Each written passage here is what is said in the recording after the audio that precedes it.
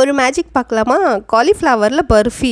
ஆமாங்க, உங்கள் காதில் கரெக்டாக தான் கேட்டிருக்குது. காலிஃப்ளவரில் கொல்கத்தாவில் சூப்பரான பர்ஃபி ரெடி பண்ணுவாங்க.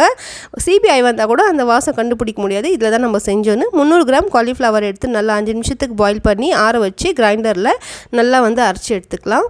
இப்போ 3 டேபிள் ஸ்பூன் நெய்யில் கொஞ்சமாக ட்ரை ஃப்ரூட்ஸ் எல்லாத்தையும் வறுத்துட்டு அதே நெய்யில் நம்ம கிரைண்ட் பண்ண காலிஃப்ளவர் ஆட் பண்ணிக்கலாம்.